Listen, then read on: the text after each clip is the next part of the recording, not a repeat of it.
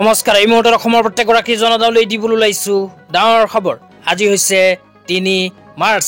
আজি অসমৰ লাখ লাখ দুখীয়াসকললৈ কেইখনমান চৰকাৰী আঁচনিলৈ দিবলৈ ওলাইছো ডাঙৰ খবৰ।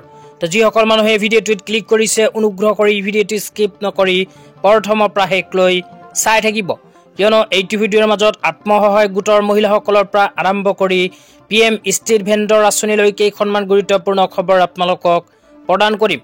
অনুগ্ৰহ কৰি ভিডিঅ'টো স্কিপ নকৰি প্ৰথমৰ পৰা শেষলৈ চাই থাকিব। লগতে মোৰ চেনেলত নতুন হলে প্লিজ চেনেলটো সাবস্ক্ৰাইব কৰি মোৰ লগত থাকিব। তো বলক ভিডিঅ'টো আৰম্ভ কৰি আজি প্ৰথমটো গুৰুত্বপূৰ্ণ খবৰৰ বিষয়ে বিস্তাৰিত জানি লওক। তো আজিৰ প্ৰথমটো গুৰুত্বপূৰ্ণ খবৰ হ'ল PM ষ্ট্ৰীট ভেণ্ডৰ আত্মনিৰ্ভৰ আঁচনিলৈ। তো আপোনালোকে মোবাইল স্ক্ৰীনত চাব পাৰিছে এনেকৈ এখন আপডেট ইতিমধ্যে আমাৰ হাতত আহি পৰিছে। তো ইয়াতে কি লিখা আছে পঢ়ি বিতংভাৱে আপোনালোকক বুজাই দিছো। তো অনুগ্ৰহ কৰি ভিডিঅ'টো স্কিপ নকৰি চাই থাকিব। তো ইয়াতে লিখা আছে PM ষ্ট্ৰীট ভেণ্ডৰ আত্মনিৰ্ভৰ নিধি PM স্বনিধি। তো তাৰপিছত আৰু কি লিখা আছে পঢ়ি আপোনালোকক বিতংভাৱে জনাই আছো, অনুগ্ৰহ কৰি ভিডিঅ'টো স্কিপ নকৰি চাই থাকিব। তাৰপিছত লিখা আছে स्ट्रीट वेंडर के लिए एक विशेष माइक्रो क्रेडिट स्कीम जिससे 50 लाख रेहड़ी वालों को फायदा पहुंचेगा। तो ইয়াতে কোৱা অনুযায়ী ভাৰত চৰকাৰে ঘোষণা কৰিছে PM ষ্ট্ৰীট ভেণ্ডৰ আত্মনিৰ্ভৰ আঁচনি। তো এইখন আঁচনিৰ জৰিয়তে যিসকল মানুহে ৰাস্তাৰ পদে পথে দোকান কৰে সেইসকল মানুহে কৰিব পাৰিব আবেদন। তো আপোনালোকৰ যদি ৰাস্তাৰ দাঁতিয়ে কাষিয়ে দোকান আছে তেন্তে এইখন আঁচনি আপোনাৰ বাবে। তো এইখন আঁচনিত আবেদন কৰাৰ পিছতে আপোনালোকৰ বেংক একাউণ্টত ভাৰত চৰকাৰে 10,000 টকা সোমাই দিব। তো তাৰপিছত আৰু কি লিখা আছে আপোনালোকক জনাই দিছো। তাৰপিছত লিখা আছে আপোনালোকে PM ষ্ট্ৰীট ভেণ্ডৰ আঁচনিত আবেদন কৰাৰ পিছত প্ৰথম কিস্তি হিচাপে 10,000 টকাৰ লোন প্ৰদান কৰিব ভাৰত চৰকাৰে।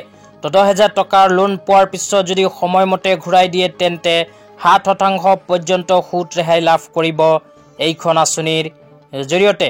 লগতে 10,000 টকা পোৱাৰ পিছত আকৌ দ্বিতীয় কিস্তি হিচাপে 20,000 টকা লাভ কৰিব, আৰু 20,000 টকাটো যদি সময়মতে ঘূৰাই দিয়ে তেন্তে 30,000 টকা তৃতীয় কিস্তিত লাভ কৰিব। লগত কোৱা হৈছে অনলাইন লেনদেনৰ ক্ষেত্ৰত 1,200 টকাৰ কেছবেক লাভ কৰিব PM ষ্ট্ৰীট ভেণ্ডৰ আত্মনিৰ্ভৰ আঁচনিৰ জৰিয়তে। তো এতিয়া আপোনালোকক জনাই আছো PM ষ্ট্ৰীট ভেণ্ডৰ আত্মনিৰ্ভৰ আঁচনি যদি আবেদন কৰিব বিচাৰে তেন্তে ক'ত আৰু কেনেকৈ আবেদন কৰিব লাগিব। তো এইখন আঁচনিত যদি আপোনালোকে আবেদন কৰিব বিচাৰে তেন্তে www.pmswanidhi.mohua.gov.in অফিচিয়েল ৱেবছাইটত গৈ ভিজিট কৰিব লাগিব। তো এইখন অফিচিয়েল ৱেবছাইটৰ সহায়ত আপোনাৰ মোবাইল দিয়ে কৰিব পাৰিব PM ষ্ট্ৰীট ভেণ্ডৰ আঁচনিত আবেদন। তো ইয়াৰ লগতে আৰু কোৱা হৈছে আপোনালোকে নগৰ নিগমৰ কাৰ্যালয়ত গৈও PM ষ্ট্ৰীট ভেণ্ডৰ আত্মনিৰ্ভৰ আঁচনিত কেনেকৈ আবেদন কৰিব লাগিব, কি কি প্ৰমাণ পত্ৰৰ প্ৰয়োজন হ'ব সবিস্তাৰে জানিব পাৰিব। তো আপোনালোকে যদি ৰাস্তাৰ দাঁতিয়ে কাষে দোকান কৰে তেন্তে এইটো ভিডিঅ'ৰ কমেণ্ট বক্সত কমেণ্ট কৰি জনাই দিব। তেন্তে ইয়াৰ নেক্সট ভিডিঅ'ত আবেদন প্ৰচেছ সম্পৰ্কে আপোনালোকক জনাই দিম। তেতিয়া আপোনালোকক দিবলৈ ওলাইছো আজি দ্বিতীয়টো খুবেই গুৰুত্বপূৰ্ণ খবৰ। অনুগ্ৰহ কৰি ভিডিঅ'টো স্কিপ নকৰি চাই থাকিব। আজিৰ দ্বিতীয়টো গুৰুত্বপূৰ্ণ খবৰ হ'ল SHG গোটৰ মহিলাসকলৰ বাবে। তো যিসকল SHG গোটৰ মহিলাসকলে 10,000 টকা পোৱাৰ বাবে মুখ্যমন্ত্ৰী মহিলা উদ্যমিতা অভিযান আঁচনিৰ ফৰ্ম ফিল আপ কৰি জমা দিছে সেইসকল মহিলাৰ ভিতৰত এইবোৰ মহিলাসকলে 10,000 টকা নাপাব। তো কোনবোৰ মহিলাসকলে 10,000 টকা নাপাব আপোনালোকক জনাই আছো, অনুগ্ৰহ কৰি চাই থাকিব।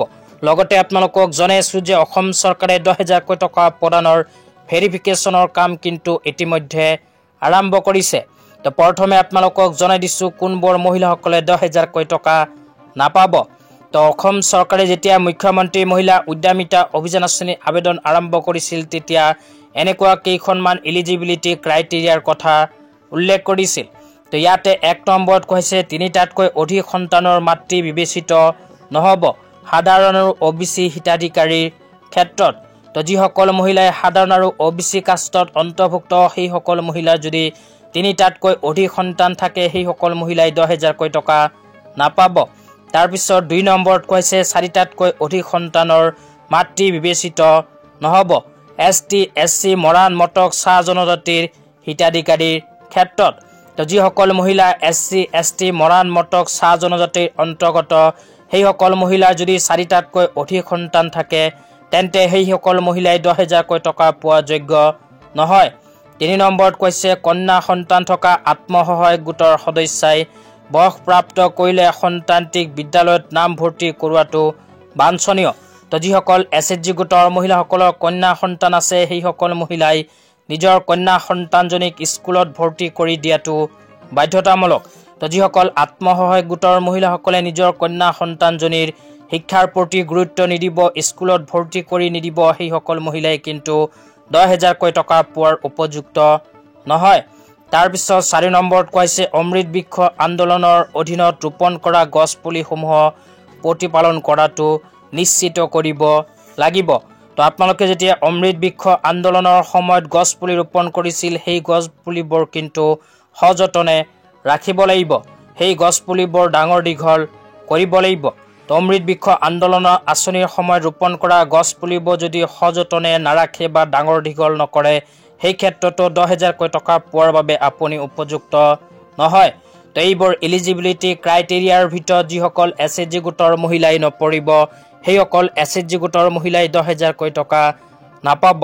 তেতিয়া আপোনালোকক SHG গোটৰ মহিলাসকলৰ ভেৰিফিকেশ্যনৰ কথা জনাই দিছোঁ। অসম চৰকাৰে ইতিমধ্যে 10,000কৈ টকা প্ৰদানৰ ভেৰিফিকেশ্যনৰ কাম আৰম্ভ কৰিছে। তো ভেৰিফিকেশ্যনৰ সময়ত যিবোৰ মহিলাসকলে এইবোৰ এলিজিবিলিটি ক্ৰাইটেৰিয়াৰ ভিতৰত নপৰিব সেইসকল মহিলাই কিন্তু 10,000 টকা পোৱাৰ লিষ্টৰ পৰা নাম কৰ্তন হ'ব। লগতে যিসকল আত্মসহায়ক গোটৰ মহিলাসকলে এইবোৰ এলিজিবিলিটি ক্ৰাইটেৰিয়াৰ ভিতৰত পৰিব সেইসকল মহিলাই অহা এপ্ৰিল মাহত নিজৰ বেংক একাউণ্টত 10,000কৈ টকা লাভ কৰিব।